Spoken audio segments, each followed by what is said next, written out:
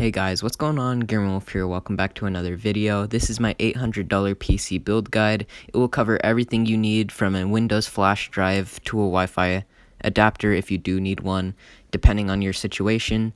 But let's just get into the video. See you there. Killing all these beats. Ain't no killers, I'm just killing all these beats. And I'm staying dripped out, yeah. Even when I'm in your fucking bitch mouth, yeah. Keep 100, I don't ever switch out. If she talking, I'ma kick a bitch out. Yeah, that Glock got kicked. Okay guys, so the first thing we're going to start out with for this build is the processor. So for this build, we have about $150-ish to spend on it. You can go more or less depending on how much you have to spend. It really depends on your budget, because everywhere you spend a little or a little bit less, it actually can help you save a lot. So other than that, the processor is going to be a Ryzen 5 2600 for $140 on Amazon currently of this video making. And also you can go with the Ryzen 3 3100. That's $120 on Amazon currently. And while it does have 2 less cores, it actually performs just under it, even though there's less cores. Also, I will have links below to a video comparing the 3100 and the 2600.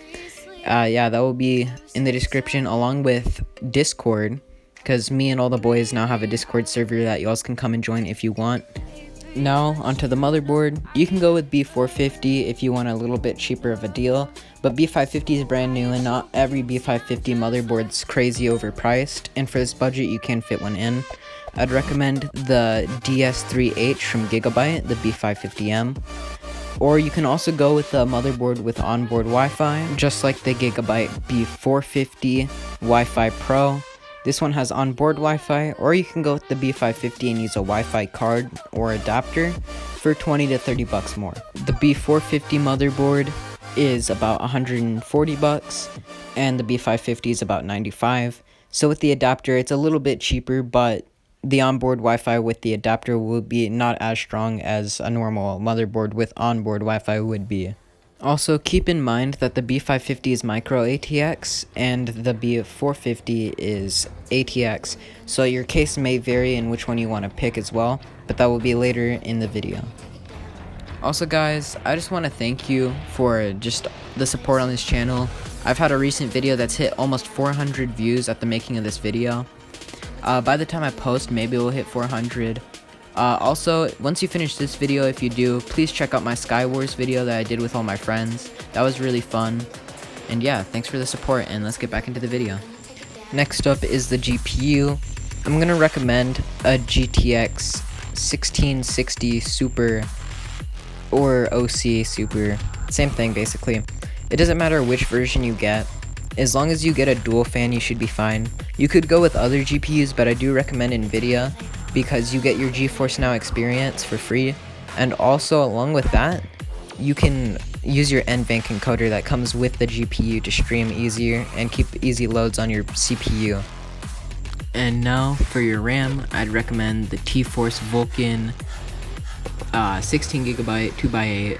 3200 megahertz. You can get really any kit of RAM, but this one's really cheap for what you get. 16 gigs at 3200 megahertz for 58 bucks. That's a pretty good deal.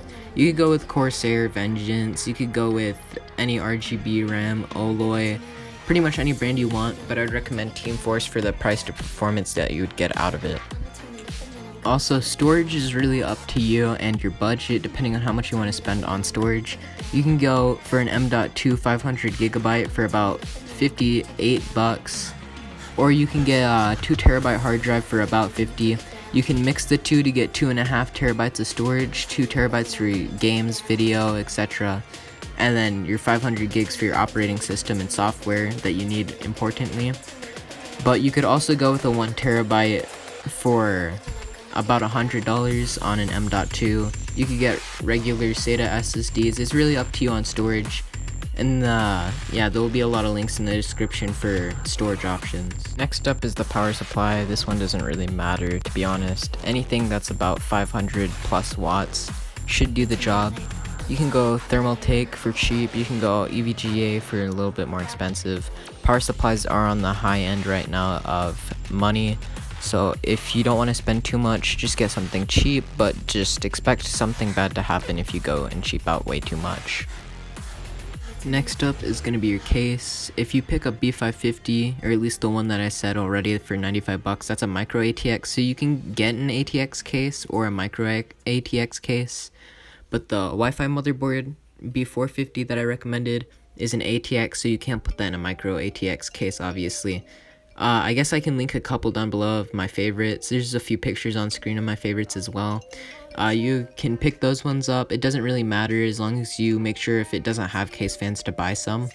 You can get some up here fans. You can get 3 5-packs for pretty cheap.